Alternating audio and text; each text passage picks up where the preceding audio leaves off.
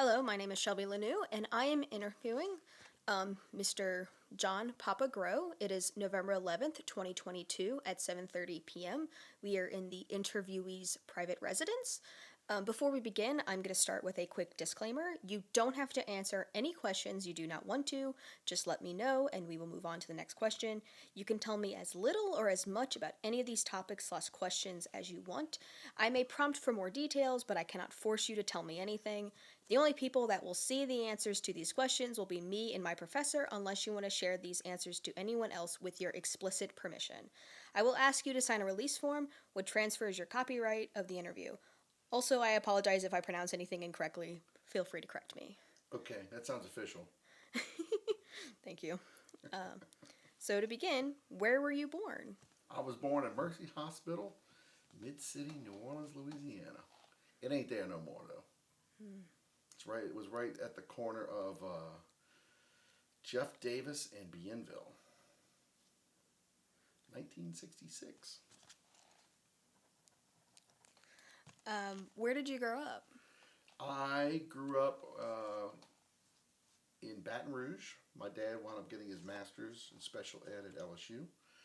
So the family moved up to Baton Rouge when I was 4 and grew up in Baton Rouge. Lived there until I was 18, 17. Started college here at Loyola, New Orleans. I was 17, and about 3 weeks in, I turned 18. Nice. Prior to moving to Baton Rouge, did you live in any specific neighborhoods in the city? No, we actually lived in Port Sulphur, which is, I want to say it's the second last town if you take the Belle Chase Highway all the way down to Venice, the second last town. My dad was a band director. My mom taught, I think she taught math there. And then my dad became principal of Port Sulphur High School for a couple of years. And then he decided he needed more than that, and we moved to Baton Rouge. But growing up through that time of Port Sulphur and Baton Rouge, New Orleans was always the second home. Because my grandparents on both sides of the family, aunts and uncles, all my cousins, they're all in New Orleans. My dad was the only one who left New Orleans, my mom and dad. Can you tell me more about your childhood? Pretty suburban, Baton Rouge suburban, middle class life. We went to St. Thomas, my brothers and sisters, I have 2 brothers and a sister. My older brother is 1 year older, and my sister is 1 year younger. And then my little brother, the whoopsie baby, he is 8 years younger than my sister, 9 years younger than me. So I think I was in, what's that, 3rd grade, 4th grade? How old are you when you're 9? I was in 4th grade. In 9, yeah. So that's when my brother was born. So early on, it was just the 3 of us. And little baby girl Andrew, he came along later. But we all went to St. Thomas More Elementary School, nice little Catholic elementary school on the east side of Baton Rouge. Played ball out in the yard. Had a bunch of friends. Yeah, played ball in the yard. We had a big, the first house we lived in, we had a park. So we would all go ride bikes to the park, fly kites, play football, soccer. And then we moved to our second house in Sherwood Forest. It's more the same thing. We were a little further away than the rest of my friends, so I have to ride my bike a little further to get to their house. But, you know, and then went to school at Catholic High School in Baton Rouge, and that was clear across town. But I have lifelong friends from kindergarten all the way through high school that I still stay in contact with. And pretty average, I would say. So what are your siblings' names? I have Ward, my older brother, Ward Thomas. And then my sister was a year younger than me. That's Donna Marie. And then baby Gros, how I like to call him, is Andrew Francis. Ward, John, Donna, and Andrew. That was the 4 of us. So what is your earliest memory associated with music? Oh, it's probably my dad coming home after gigs. Because my dad, he taught school during the day and he played music at night. He would come home and 2, 3 o'clock in the morning, he wasn't finished playing music, and he would just get on the piano and play piano. We're all trying to sleep. Uh, yeah, that would go on throughout my growing up, pretty much all the time. And he would play a lot of Fats Domino, a lot of Huey Piano Smith, a lot of New Orleans stuff. But then because he was a working musician, he'd always be learning, having music to learn. So I hear a lot of that stuff. So yeah, I remember that even before I started in band. I started in band in fourth grade, and then I kind of started my own musical journey at that point. Um, so you kind of described where you went to elementary school, St. Thomas More. Where else did you go to school? Catholic high school in Baton Rouge. That was high school from ninth grade to freshman to senior. And then after that, on to Loyola here in New Orleans. Catholic education from kindergarten through college. Very Louisiana of you. It really is. So can you tell me more about your high school experience? As far as what? Anything. Anything. Well, I was in band all 4 years. I started school the summer before I started school. I went to Destin, Florida, with a close friend and his family for vacation. We rented mopeds, and I broke my arm in a wreck. I wiped out on the sand, and so I started high school with a broken arm, and that was interesting. And then I had was in, of course, in band. And I remember trying to do marching band, holding my mellophone up with a cast, and it was like this, and trying to get the uniform over the cast. Actually, it's this arm here. No, it is the right arm. Trying to get the uniform over the cast. That was kind of that's how I started. But I made lots and lots of friends. A lot of us from St. Thomas More went over, so I started with a bunch of friends, and then through band and. Wound up being in Beta Club and a couple of the other clubs, Drama Club. I did that. Yeah, just had fun being in school. It was an all boys school, so the only time we saw girls were during marching band rehearsal or any kind of band activities after school, or if it was Drama Club, putting on musicals or plays. And the sister school was 2 blocks away, so that was very. I look back at it now, I think it's kind of strange. But at the time, I didn't know any different, so I didn't really think that's just the way it was. Yeah, I get that, being like a year out of Mount Carmel. Yeah. Like, it being like, okay, there are some things about this that are weird to other people, and I totally get it. I did want to ask from your answer, what's a mellophone? Mellophone looks like a trumpet. So it's straight with a bell, like a trumpet. You blow right here, and the valves are here, and it comes out to a trumpet. But the mellophone has a sound that's similar to a French horn, and I played French horn. So it's just a bigger trumpet is the easiest way I can describe it.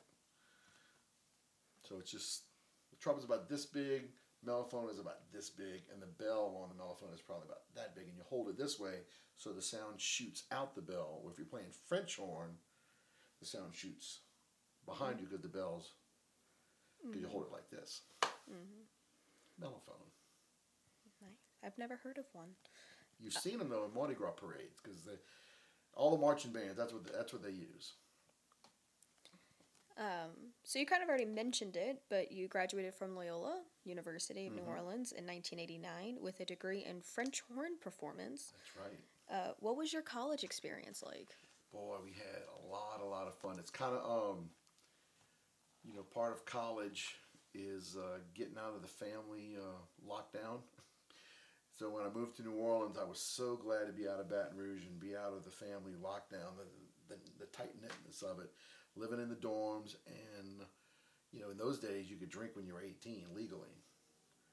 So it was frat parties.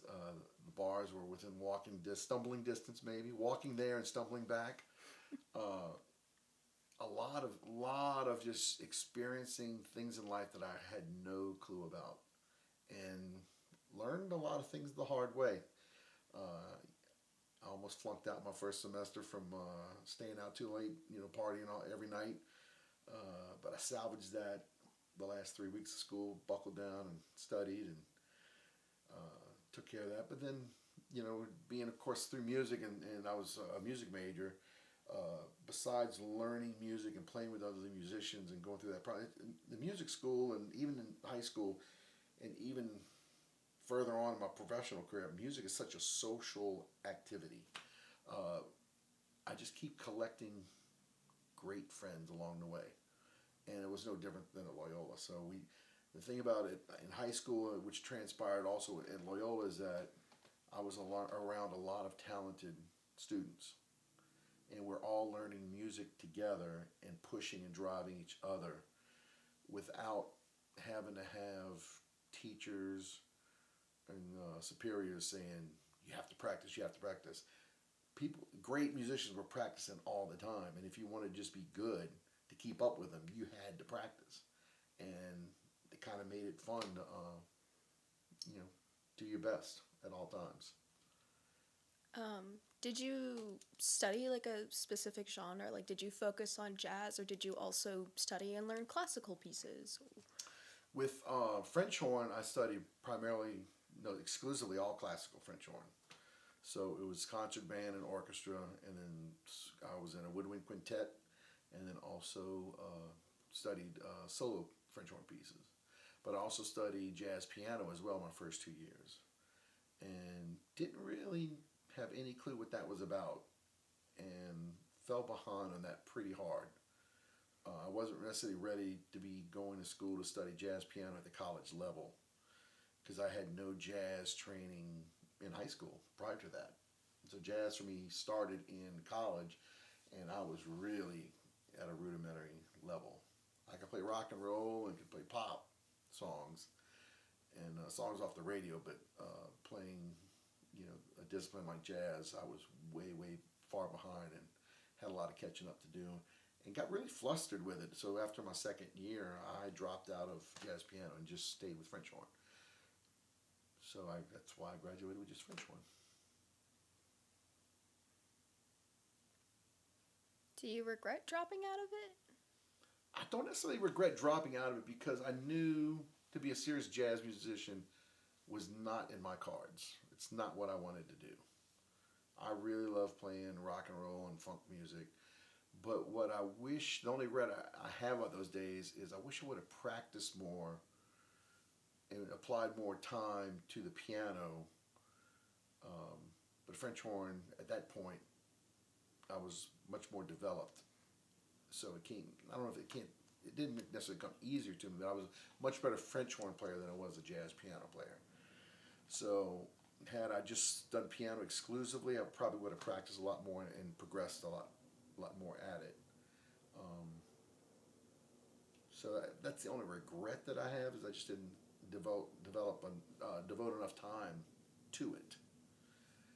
But I guess by the time I got to my 40s, later on in life, it's like when things really started coming together for me, and I was feeling really good about my path and all the things that were happening for me. None of it would have happened unless I was on the path that I was on. If I had done something different, my path may have changed. And life is pretty good. That's good. Um, so you've mentioned two of them.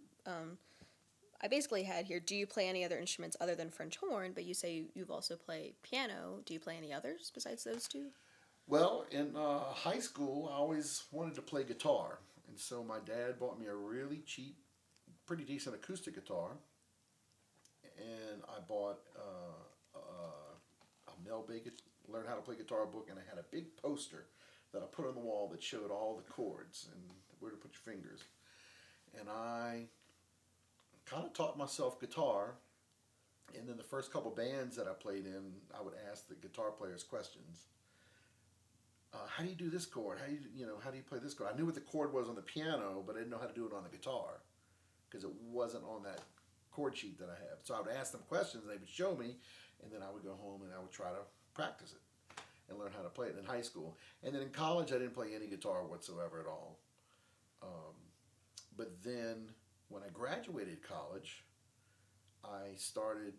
A first job I had was teaching uh, music in a preschool, and I whipped out the guitar and got back to learning the simple chords that I could play back in high school, and taught myself a few kid songs, and then learned some more like rock and roll pop songs that I liked that I could play, and I made that a part of my teaching experience at the Little Acorns Academy in New Orleans East.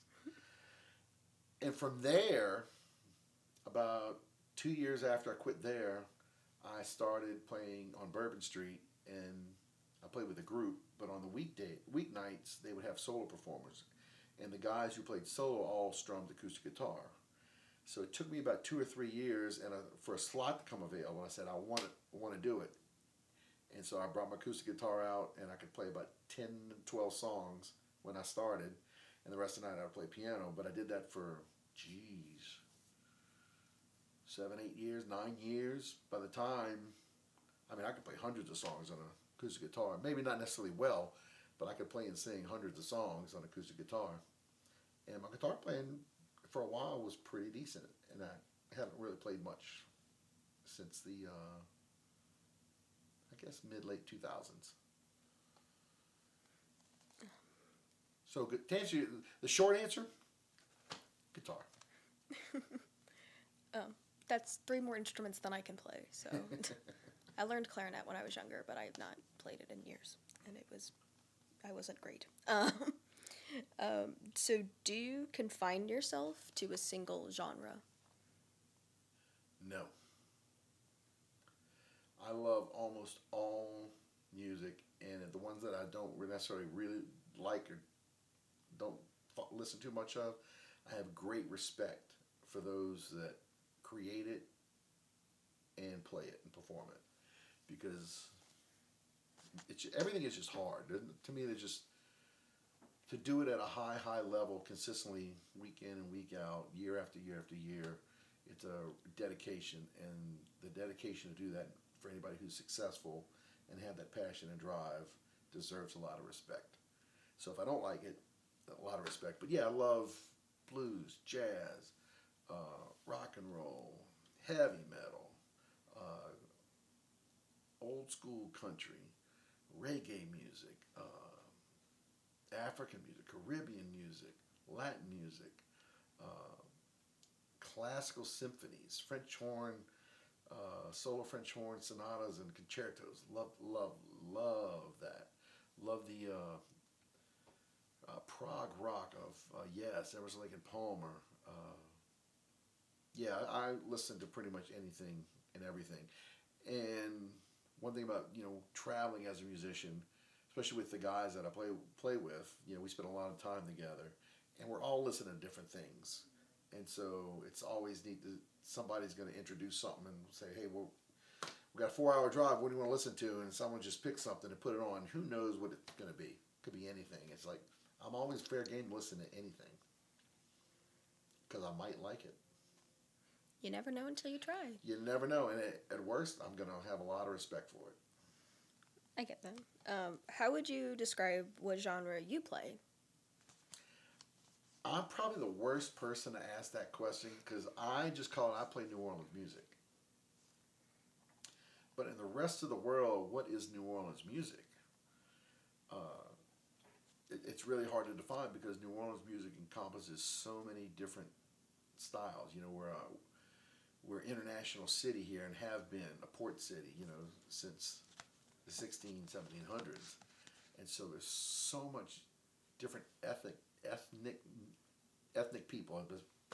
There's so many different ethnic people and origins that come here, from the English, the German, the Italian, the Irish.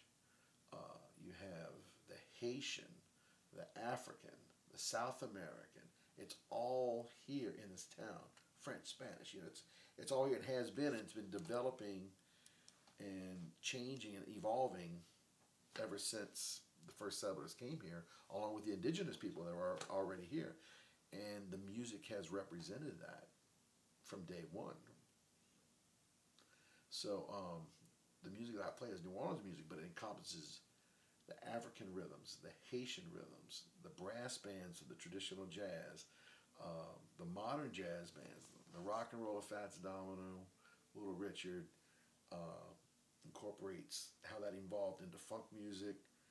Uh, so it's just a hodgepodge of all of that stuff melded together.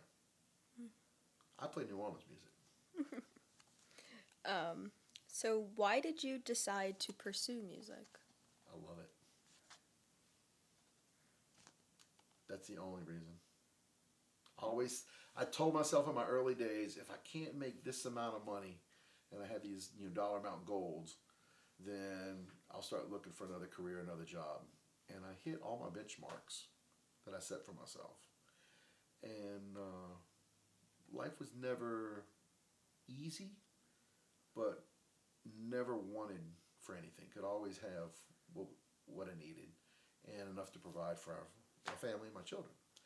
So all my financial benchmarks were made, and I just love what I do. And of course, I've had peaks and valleys through my career about what I like, but what I've learned, and especially since the pandemic, is I just love what I do. It's who I am, and it's what I'm about, and I'm just going to keep doing it. It's just a very simple answer. I just love it. And that's a perfectly valid answer. So you've sort of touched upon it a bit, but what were the early years of your career like? Wondering why I couldn't get the gigs that I wanted, and struggling to learn to play different types of music. Because in order to work in New Orleans, you wind up playing with many different bands. And I learned that the hard way, when I was 18, 19, all the way, it's just a fact even today. So you have to learn how to play New Orleans jazz, trad jazz, rock and roll, just all the different styles. And so if you want a gig, you have to be able to play with this band doing this type of gig. Could be a convention. If you want to play a wedding, the whole different set of music. You have to learn to play a wedding. If you want to play on Bourbon Street, there's a different set of music at Bourbon Street. I had 3 different gigs on Bourbon Street, and they all had 3 completely different genres and sets of music. It was a blues band, a rock band, and like a soft rock band. And it was like each band had completely different sets of tunes to learn. And I wasn't proficient enough really at any of them, but I was a quick study and could learn my way into the gigs and keep some of the gigs. Not all of them. I lost a few gigs from just bouncing around, but that was in my developmental phase, was just being thrown so much music was being thrown at me that it took a lot for me to keep up. So I was just bouncing around from gig to gig to gig, learning as much as I could. And when I finally settled in on Bourbon Street at a place called the Tropical Isle, I was working there 3 nights a week, and it was one style, one genre, and I just stayed there I was there for 12 years. And it was at that spot where I really began to focus on putting all the different styles of music that I had learned and putting that into one package that represented me, which was a neat thing. And so coming out of, once I could figure out who I wanted to be and who I was as a musician, it was kind of like beginning the learning process all over again. It was a different kind of school, for lack of a better word, and a great launching point afterwards for everything else that I did.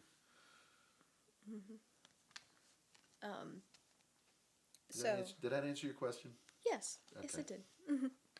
You kind of fit the struggling musician stereotype for a bit, but you're very clearly not anymore. But on your website, it describes playing and studying under many legendary local New Orleans musicians like George Porter Jr., Snooks Eaglin, Dr. John, Art Neville, and Alan Toussaint. How did you meet them?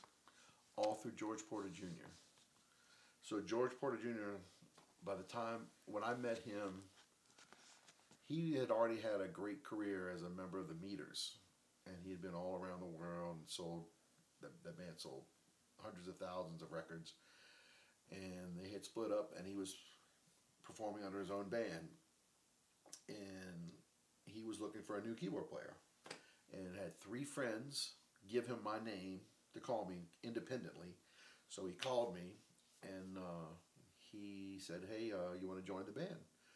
So he handed me a bunch of music to learn. We did some rehearsals. I did a gig, and he's like, "Okay, you have it." So George is still to this day is the epitome of the New Orleans musician. He can play all the different styles, all the different genres. He's just as comfortable playing in a hotel lobby as he is playing on a concert stage in front of 50,000 people. He loves playing New Orleans music, and he is the guy that showed me, if you learn to play the music correctly and dedicate yourself to it, these are the opportunities that are available for you. Getting to play with your heroes and mentors. He's the one who introduced me to Snooks Eaglin. Got to play with Dr. John and Art Neville and Alan Toussaint because of my affiliation with George. George was often hired as the band leader to back up many famous musicians off and on for festivals or review shows, and I would always be the keyboard player. And so that's how I began meeting all these other great legendary musicians. And by paying attention to how George did things, the way he learned the music, the way he still attacks the music, was a great lesson for me to pay attention to and make it a part of who I am for when my time after George would happen. I never knew how long it would last, but luckily I was with George for 7 years, and I think I learned my lessons fairly well. And I traveled all over the world with George, and I've been able to travel all the world after George. And George is still traveling all over the world right now. So when did you meet him? It was 1996 is when I joined his band. So you sort of described your experience with George Porter Jr., but what were the experiences like with some of the other musicians we named? Well, Snooks Eaglin, Snooks was he was discovered. He was a blind blues guitarist, and he was discovered in the 50s. And his name was Little Blind Snooks Eaglin, I think, or Blind Little Snooks Eaglin, or Little Blind Snooks Eaglin. And someone found him who was driving up and down like by the Mississippi River, because Snooks lived in Reserve, Louisiana, or St. Rose, Louisiana, was driving and trying to discover Delta blues musicians. And someone told him where Snooks' house was, and Snooks was on his front porch, practicing his guitar, singing songs, whatever he was doing, and the guy, I remember Snooks telling me the story, came up, introduced himself, says, "Hey, can I record you?" And he brought like a little portable recorder, sat around the front porch, recorded Snooks, and then made a record of it. And Snooks all of a sudden became a big blues star. And so, and he would also come in, as he got older, would come into New Orleans. I think he was a teenager in those days, but he would come to New Orleans in the 60s, and he played with Alan Toussaint's band, and then he was Professor Longhair's guitar player. When Professor Longhair died, Snooks kind of did his own thing after that. It was a very unique blues guitar player, and George frequently backed Snooks up, and because I was in George's band, the first time I got to play with Snooks was in Japan. So, and then I played with Snooks off and on until he died, until he passed away, which was 2013 or 2014 is when Snooks passed. Okay. What about like Dr. John or Dr. John, I didn't really get to meet him much later on, till later on. But when I was George, we would do these like award shows, or there'd be like festival, shows where it'd be many different all-star guests would sit in. So there'd be a quick talk through of a song, and so I did one with George, and Dr. John was one of those artists, and he would come in, and we would talk down a song, what was going to happen, get on the stage, play it, boom, and then he was gone. But when I was with Papa Gros Funk in the 2000s, we would open up for him. Not not frequently, but enough times to not be barely. But it wasn't frequently that we did. But there was a handful of times we got to do it. And I would always try to grab 5, 15 minutes with him and just to talk and chat. He was very kind and supportive of everything that I was doing. He understood where I was coming from and the kind of music that I liked, and which was his music. I mean, he was a big inspiration for me. And so all the way down till 2014, there was a big tribute concert at the Sanger here in New Orleans that had, it was a who's who of artists that were sitting in. Bruce Springsteen, Mavis Staples, John Fogerty, Aaron Neville, Cyril Neville, Irma Thomas. I'm trying to think who else. And I was in that backup band for that show. I spent basically a week, learning his music and being in there. And he was something else. He was something else. But as the years went on, I got to spend more and more time because he knew I wasn't just a kid. When I first met him, that I was around, staying, following his path. Are there any other musicians that you look up to? Oh, there's plenty. But the ones that really changed my life, Alan Toussaint was another one who changed my life. Alan was always behind the scenes through New Orleans music as a songwriter or a producer or a horn arranger. But in the late 60s, early 70s, through the 80s, he became his own artist as well. And I guess it was in my 20s when I realized how much of his work he did behind the scenes affected my life, that I didn't know that was him. Writing a song like It's Raining, or Working in a Coal Mine, Mother-in-Law, he wrote that. So many songs that were famous by other artists that he was actually the guy who wrote the song and produced the record. But his, if you didn't, sometimes he played piano on them, but if you didn't do your homework on it and know those things, you would never know Alan Toussaint's name. So he became kind of shot almost to the top of the list with Dr. John as far as the scope of how much music was a part of my life, that it infected and affected my life.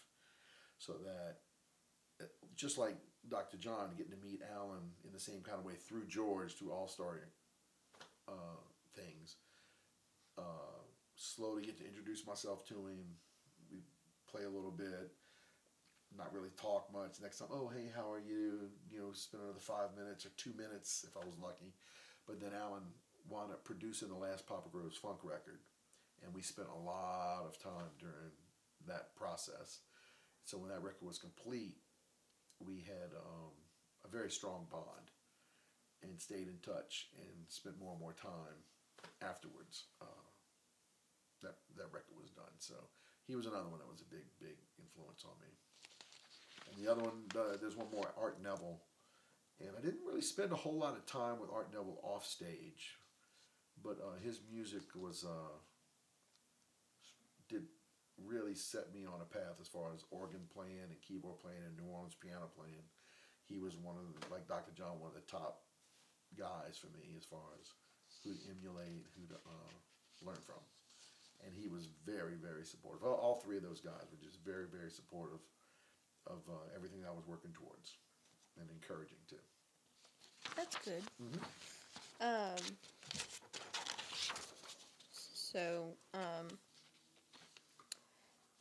My next question you sort of already answered. It was, do you have any memorable stories with any of the aforementioned musicians, which you've already said a couple, but do you have any memorable stories with other musicians that we have not talked about? Yeah, I absolutely do. Through George Porter, we were called, I was in George's band, and George, myself, and the drummer Russell Baptiste were called for a recording session with Eric Burden. Now, you may not know who Eric Burden is, but Eric Burden was the leader of a band called The Animals. And I know you know the song, The House of the Rising Sun.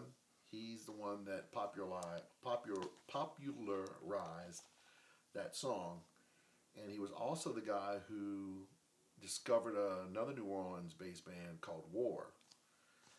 They had a lot of hits. Anyway, he Eric Burdon was Jimi Hendrix's best friend when they were in England.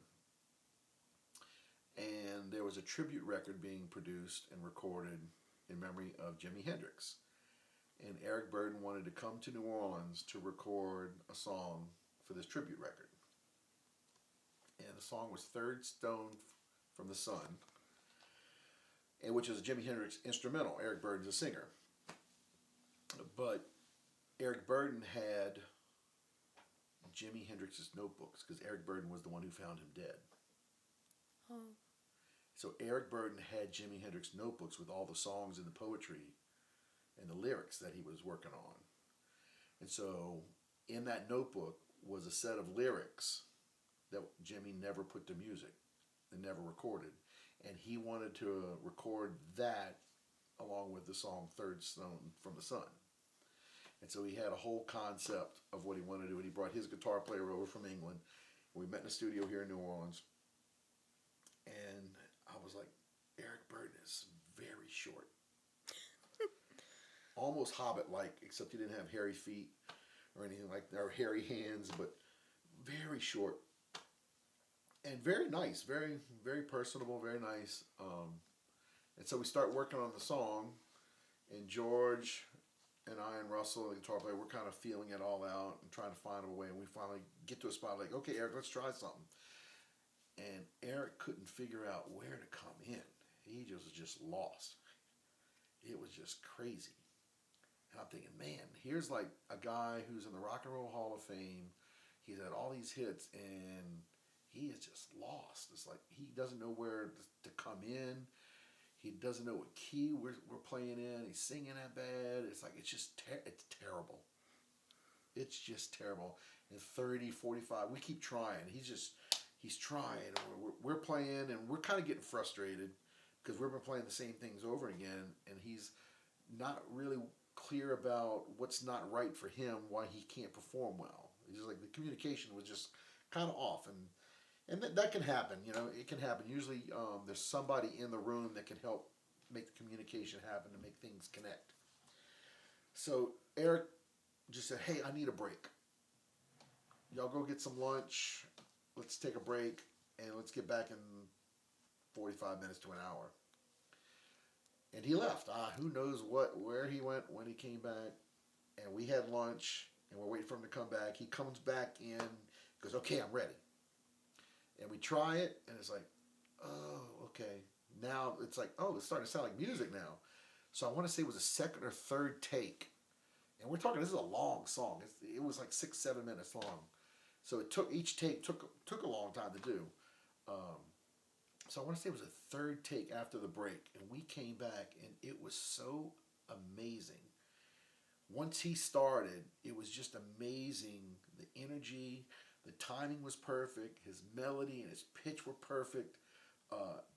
He transcended all the headaches and the struggles he had for the hour before that, and recorded something that I thought was really proud of, and really special. It was a great lesson to never put anybody down, no matter how bad they might sound at first, because the learning process is always a process. And for him, it took him a little bit longer than it took us to learn the song. But when he finally learned the song how he wanted to do it, he took it somewhere so far beyond what we had ever conceived. It became a very special recording. And that's great. That's a great story that I'll never forget. That sounds very interesting. Yeah. So were there any musicians that were hard to work with compared to other people? That you don't have to mention anybody. The answer is yes, and that's as far as I'll go. That's okay. I don't want to badmouth anybody. And the other part about saying just yes and moving on is I try not to remember the bad ones. That's okay. I'm going to skip my next question then.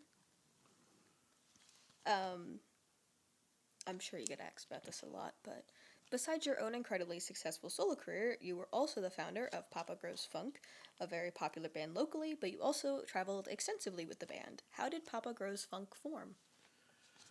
So I was playing on Bourbon Street in a little place called the Tropical Isle. We spoke about that. And there was a club owner who would come in very frequently over the course of a year, at least once, if not twice a week. And I was playing 3 to 4 nights a week there. And he would stick his head in, he'd hang out, and he'd say, "Hey, I got a bar on Algiers Point." Okay, cool. You know, after maybe 6 months, he's like, "You want to come play my bar?" I'm like, "No, I don't know. I don't think so." You know, and that would just continue. And there was a period when George Porter Jr. was on the road with the Funky Meters, another group that he played with. So when the Funky Meters were on the road, I was not playing with George, and I was just playing the Tropical Isle. And I really liked my balance of playing the Tropical Isle and getting to play with George Porter and doing, like, you know, two different things. So I was just stuck at the Tropical Isle for way too long, and Dale came in, the club owner, and he's, "You sure you don't want to play my bar? I really want you to, I think you do really well at my bar." I'm like, "I think I might be interested, but I want to do something different." He goes, "Well, whatever you want to do, you can do it." So I just want to make a jam session, but I don't want to have it like an open jam session where millions of musicians come in and sit in. I just want to I want to pick my musicians, and we just go in and jam. He goes, "Okay. You know, you want to do a Monday night?" It's like, well, I got to give up this gig for a Monday night. I'm already playing Tropical Isle Mondays. So after about another 3 months of that, I said, "Okay, I'm ready to quit Monday nights. We'll try your bar out." And I did it on a trial period for, like, let's just do it for a month. And people showed up. We played really good. And it was the guys that I asked was Russell Baptiste on drums, Mark Piro on bass, Junior Amagishi on guitar, and Jason Mingodorf on saxophone, and myself. And we made music the first gig, and people showed up. And for that month, it increasingly got more and more people each week. And so we did another month. And that was pretty good. And we got through the summer, and that was good. And then the fall of 2000, we said, "Okay, let's just keep going." But then people stopped showing up. For whatever reason. It was September, October, you know, life's changed, school, you know, whatever that is. But it was Halloween, the Monday before Halloween. And we were scheduled to play. I walk in, we set up, and we always started, I think it was like 10 o'clock or something like that. And nobody was there. It was the band, the bartender, and the owner. That was all that was there. And then 15 minutes later, we were supposed to start at 10 o'clock. And 15 minutes later, two friends of mine came in and was like, "How come y'all aren't playing?" I was like, "Well, nobody's here." "Well, are y'all going to play?" It's like, "I don't know. Y'all need to play." We came all the way from New Orleans. We crossed on the ferry and everything. You know, we're here. "Well, we can't play. We can't, you know, if we don't make enough money for the bar or the musicians, we can't really play."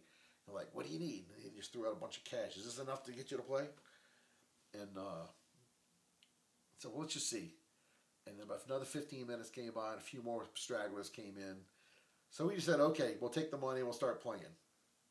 And then about 20 minutes after that, to 30 minutes after that, we might have had about 75 people, 80 people in there. I don't know where they came from, what happened. And then pretty much from there on out, we played every single Monday night, and people always showed up. And 13 years went by with basically the same lineup. And that's how it got started. So what was the bar owner's name again? It was Dale Triguero. And it was the Old Point Bar in Algiers Point.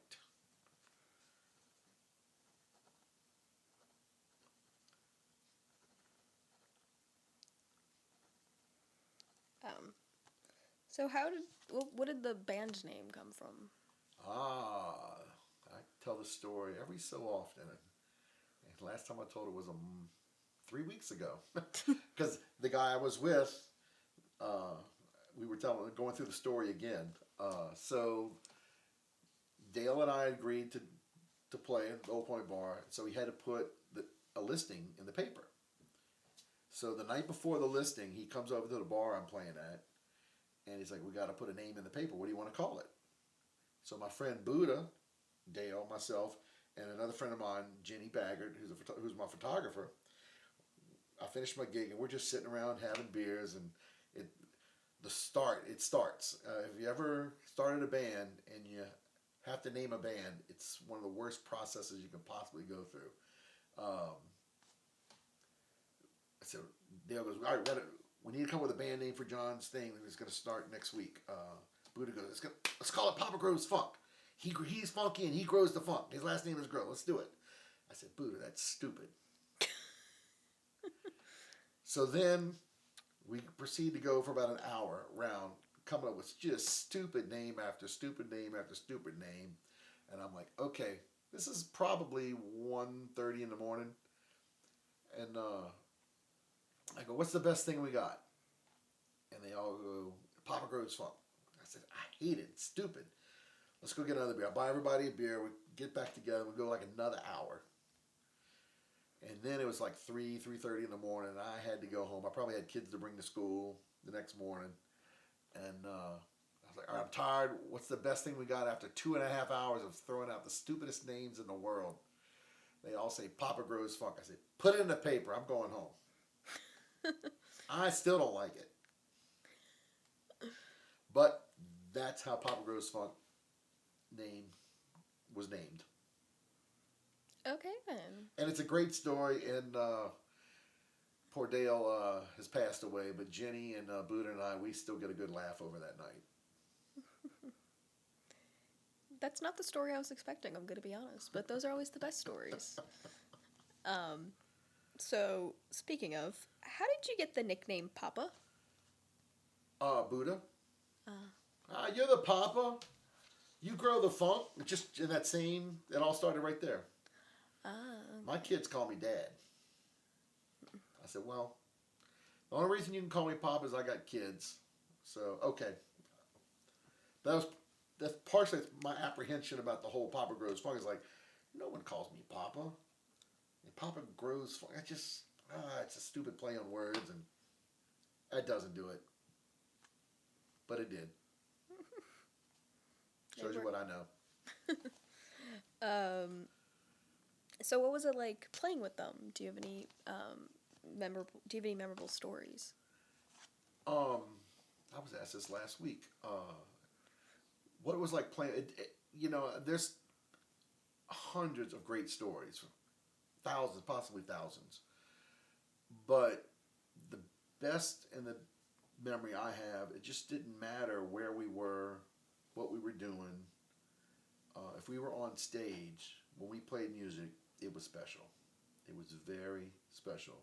All 5 members of the band were very accomplished, great musicians individually. And when we played together, we were the sum of the parts. So no matter how good I was, or June, or Mark, or Russell, or Jellybean, or Jason, it's like, it doesn't matter how good we were as individuals. We played together, it was that much better. And so that is the number one thing that I remember most. That it was just special. And I've played with enough bands and enough musicians to know it was just lightning in a bottle for us. We were the right 5 to come together at the right time. Who knows why? It really was luck. We all care about playing music. We all listen. We all, even though we have different tastes and come from different backgrounds for the most part, the music that we love playing clicked. And the differences is what made us special.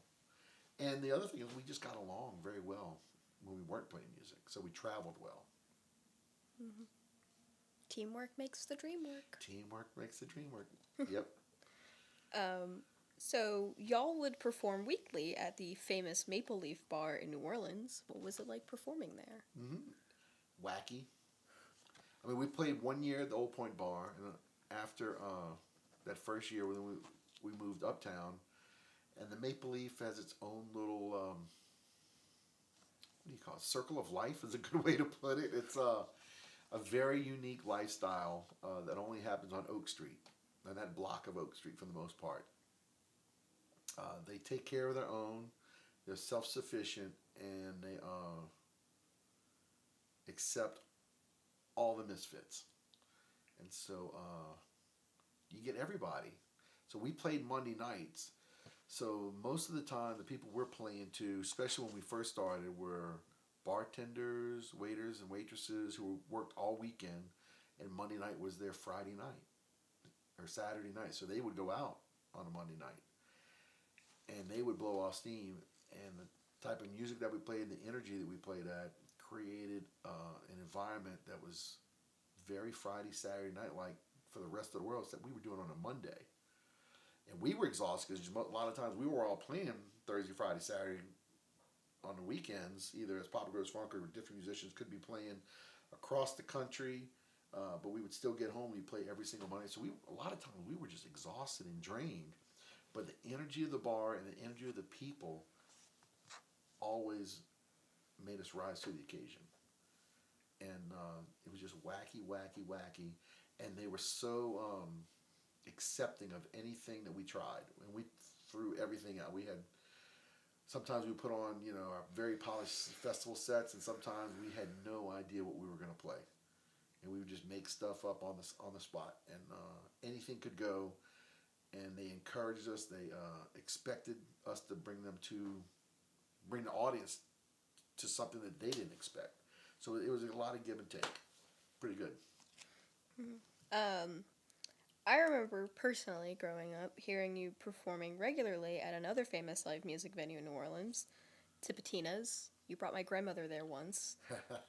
What was it like performing there? Well, it's a historic place. So that's, I like to say it's the house that Professor Longhair built. He didn't really build it. Other people did all the work, but he and his legacy is what really solidified it as a special place. And it's 100-something-year-old building. The wood has stories. There's a lot. I have personal stories of just going before I even started playing there. The nights that I would go listen to music there were pretty special to me. So everything that happens at Tipitina is very special. And now to be a part of that, to play there and create my own memories and versions of getting my sonic vibrations into that wood along with Professor Longhair and the Meters and the Neville Brothers and Dr. John and the Radiators and all the hundreds of thousands of musicians that have played there over the years. Pretty special. I haven't been, but it sounds cool. Your granny liked it. Oh, God. So what are some other notable places you've performed in? Well, there's I've been all over. I played all kind of different spots, but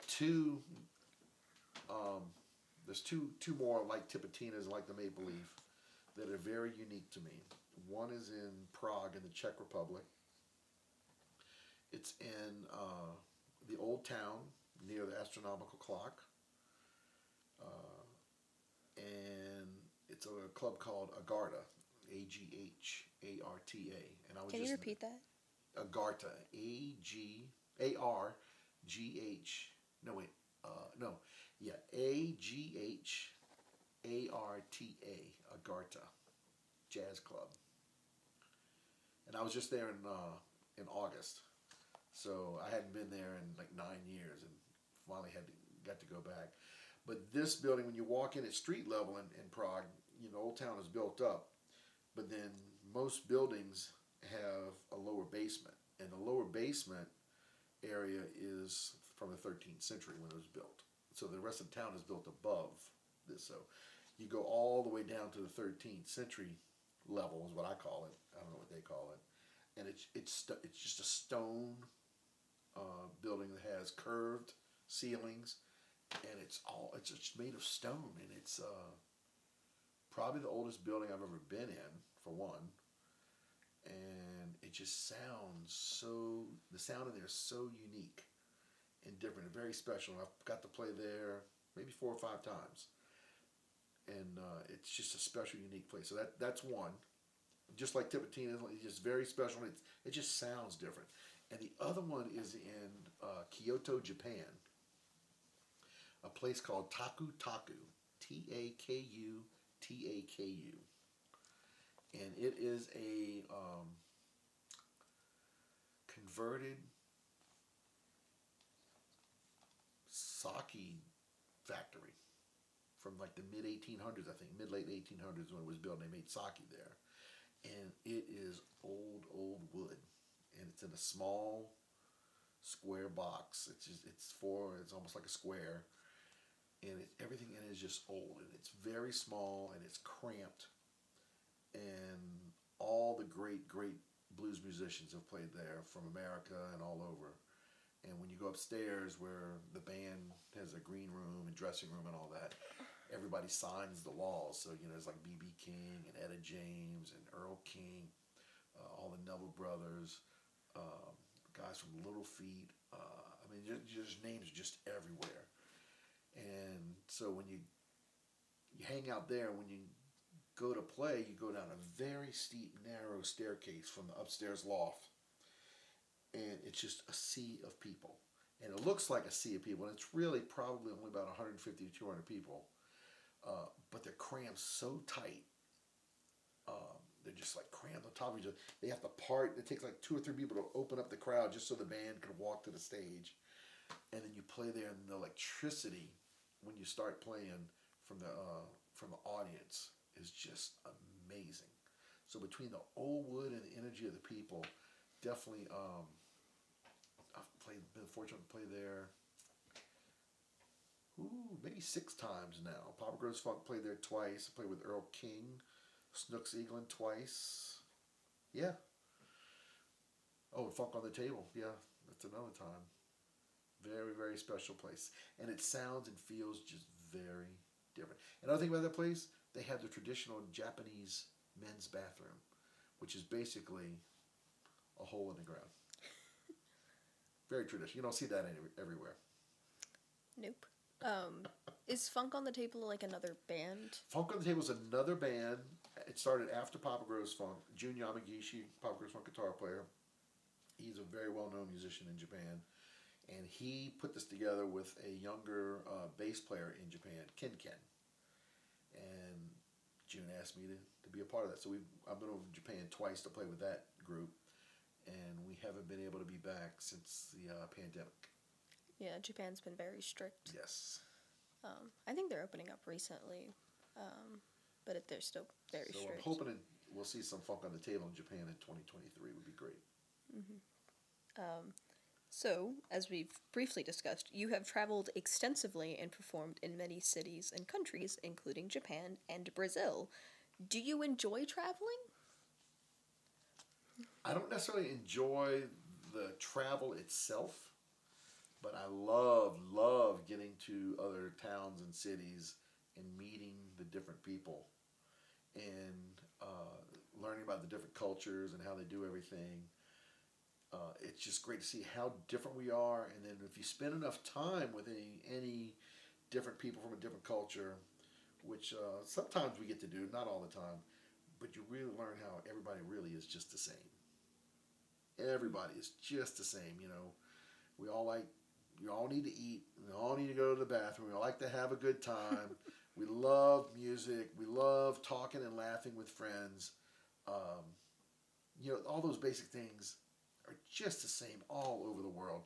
Even though we talk, maybe look differently, it's just that's my favorite part.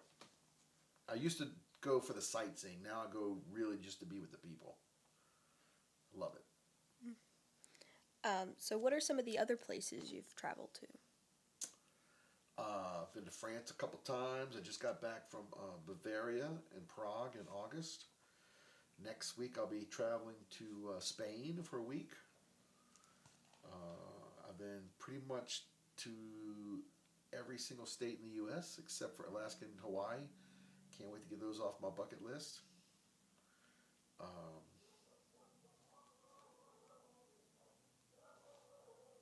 Been to Norway. That's pretty unique over there. It's cool. You kind of mentioned you kind of touched upon this already, but I'll still ask. What have been some of your favorite places to perform in outside of New Orleans? You mentioned Prague and Kyoto. Is there anywhere else? I love San Francisco. I love New York City. It's just all those towns have different energies. It's very neat. Is probably the best word I can say to feel the difference of a New York City crowd, a Chicago crowd, San Francisco crowd. Uh, Baltimore is different from DC, and just all the different people. Has has a specific performance of yours ever stuck out to you? I've had a few. Of course, Papa Grows Funk's last show at Tipitina's, the last show that we did, that was pretty special because that was 13 years of hard work and not really hitting the success that we initially set out to achieve. But we hit a lot of success along the way, just not as high as we wanted to go or accomplish what we wanted to go. So to see it end was bittersweet at first, but very rewarding as it was going down. So that was a very memorable night. There was a night with Papa Grows Funk during Jazz Fest. We were playing at the House of Blues, and Steve Winwood came up and sat in with us. I'll never forget that. What else do I have? I had another one.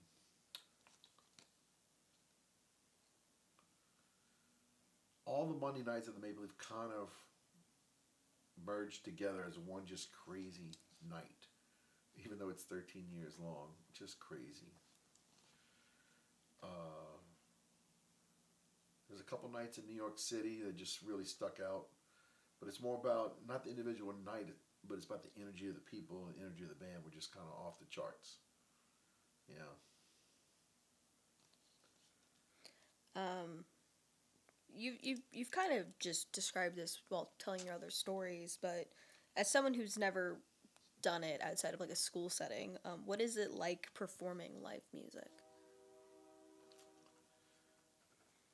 Wait for the train to go by. Gotta love living by the railroad tracks. You got to. I'll get you to ask the question again after it goes off. Oh, do y'all know about the Jefferson Parish Railroad app? No. I think it's jeffparish.net/railcam, and they got a cam at Central on the railroad tracks now. You can go to the app and see if the train's going by. That is so helpful. Oh my god. I'll send it to y'all. It's been active for 10 days now. Okay, that's why we have not heard about it. Yeah, it's pretty recent. Yeah. It's changing my life. All right. You've kind of touched upon this a bit while telling your other stories, but as someone who has never performed live outside of like school group settings, what is it like performing live music? I think I learned this from my band director in high school. You know, when you practice individually, you practice with your section, you practice with your concert band, and you do it. You know, in high school, all you do is practice, and if you're lucky, you have one or two performances. You know, every year, one at the end of the fall semester, one at the end of the spring semester.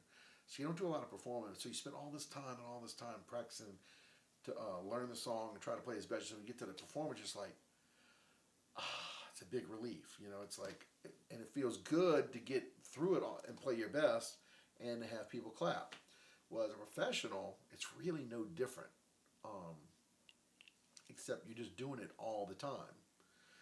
And, you know, the difference as a professional is you don't have as much time to prepare or practice, but you should be at a level that you don't need as much time. And so when you get on stage, you do the work. You do all the little steps. You know, you get a good night's sleep. You hydrate. You pack up all your gear. You make sure your gear is going to be there and everything's going to work. You get there. You set it up. You know, you get a good little bite to eat or whatever. You're laughing with the musicians hanging out. And then you go on stage and you have a crowd out there. Could be anywhere from 2 to 20,000 people. It really doesn't matter. You know, it's like, but you've done this process and you play and you give your all and you and then the musicians play with, you realize you were connecting, everything's like going good, and then you see people smile or dance or clap their hands, and you see some kind of physical reaction, and then you hear the applause. It's like, it's a high that's better than any drug in the world, and it just, it's nice to have a physical reward for doing your job. Most people out there, they do their job, they feel good about it. Maybe someone tells them thank you or you did a good job, and you get your check at the end of the month or end of the week, however you get paid, and you go by. But like, you don't really get a whole lot of adulation for everything you do, except if you hit certain benchmarks at a job or you retire. There's a big part of it. But pretty much, if you do your job as a musician, you're getting adulation every single time you go to work, and it's kind of neat, and it feels good. How did Hurricane Katrina affect your performance life? It changed my job from being a musician to being a cultural ambassador. So before, I played New Orleans music, and people would come to see me. After Katrina, I taught people about New Orleans and why I play the music. It changed pretty much overnight, and without even realizing my job description changed. It did, so that after about 3 to 6 months, I realized I am no longer just a musician now. I'm an ambassador to New Orleans, telling about our culture, educating people, and then also trying to get people aware of what a hurricane can do to a community. That answers my next question. So we've talked extensively about your career as a musician, but I do have a final few questions about your experience. How would you describe the New Orleans music scene? I'm not the most familiar with the music world of New Orleans. Vibrant and alive and ever evolving.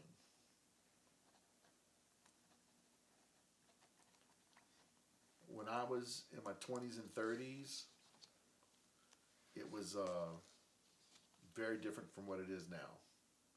And the youngsters who are in their 20s and 30s are now, they're the ones that are stirring the pot now, changing and making it evolve with how they contribute to it.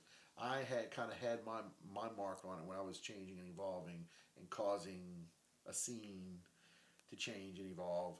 Now I'm kind of like, I know who I am. I'm kind of established. But the younger generation that's out there, they're doing the same thing I did, 15, 20 years ago. God, maybe 30 years ago, who knows.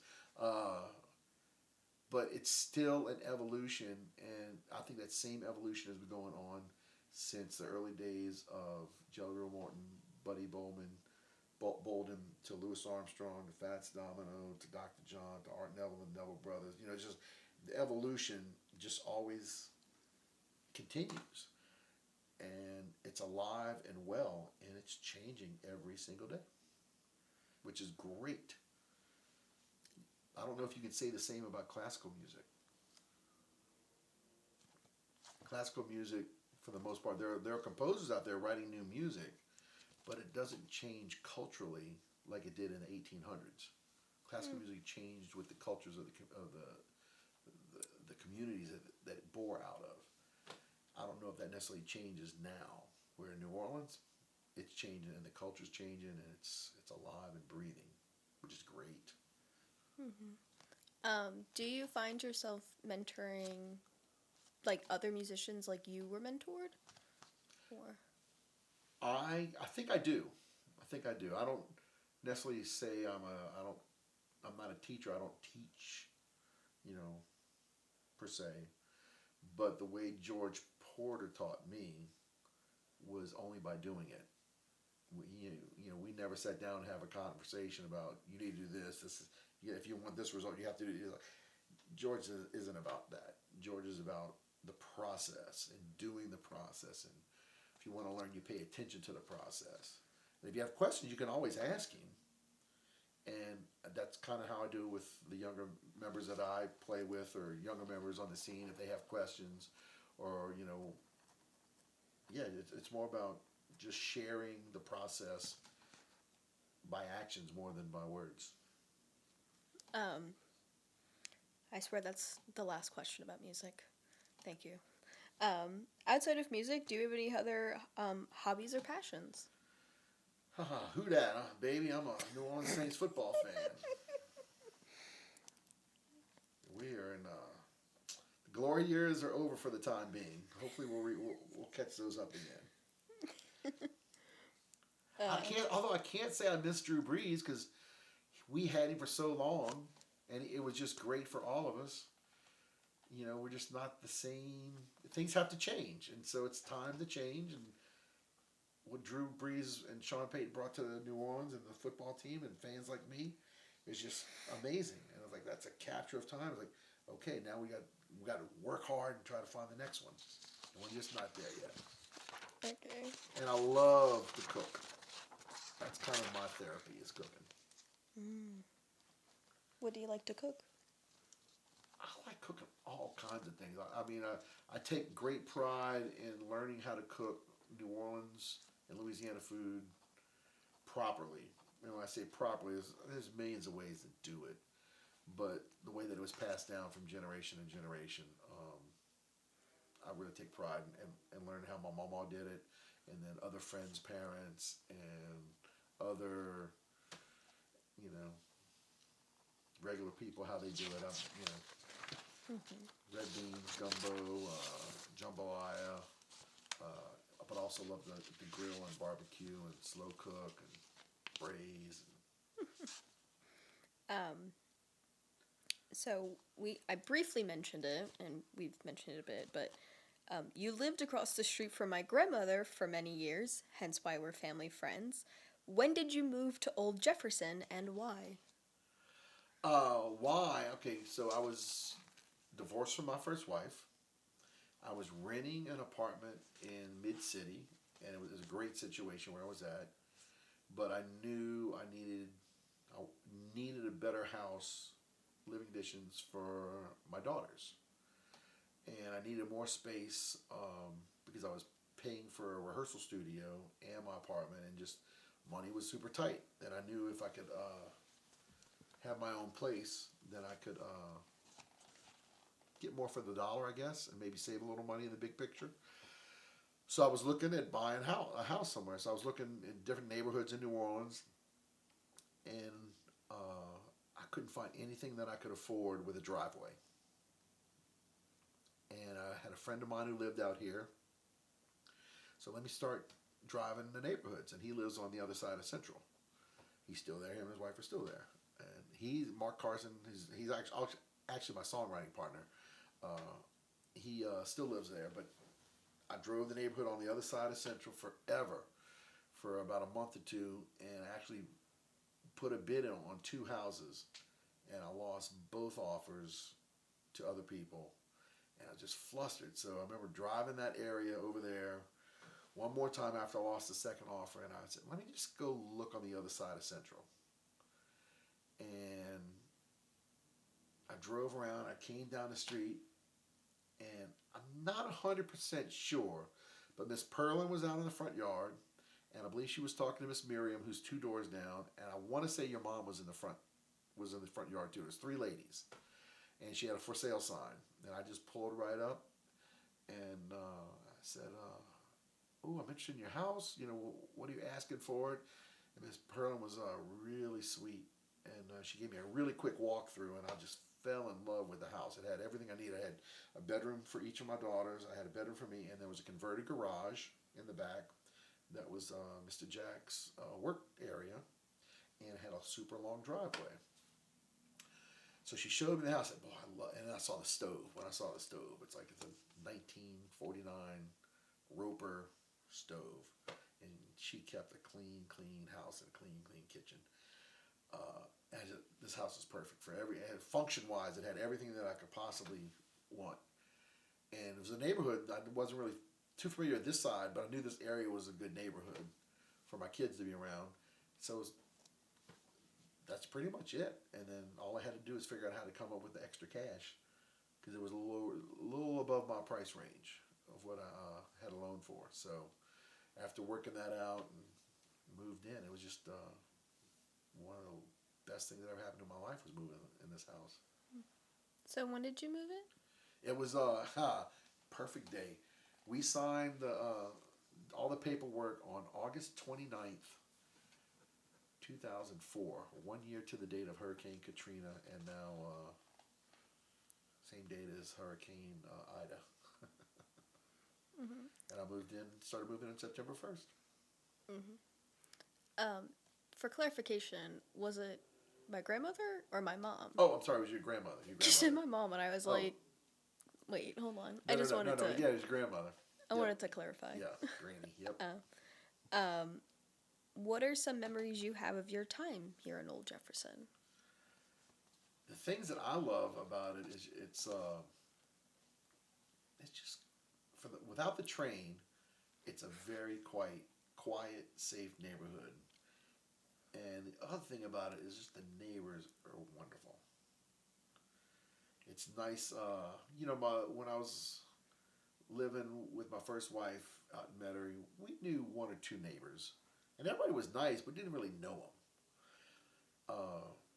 And then when I was in Mid City, I knew one neighbor really well, and then coming out here, it took a little time, but I mean, I know everybody on the block. We stop and talk. There's lots of hellos, chit chat, and every once in a while we get together as a block and just hang out.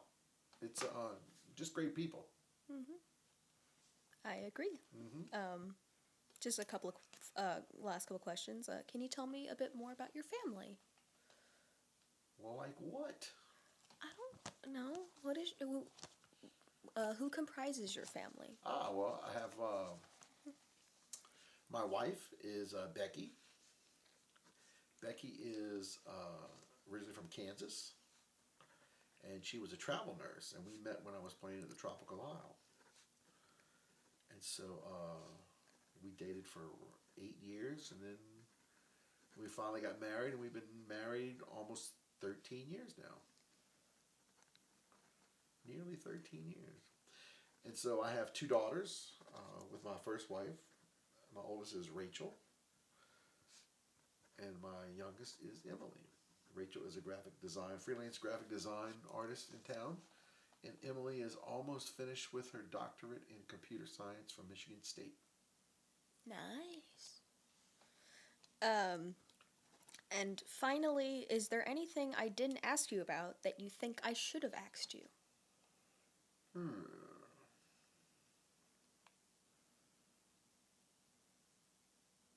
No, you had a lot of good questions. Thank you.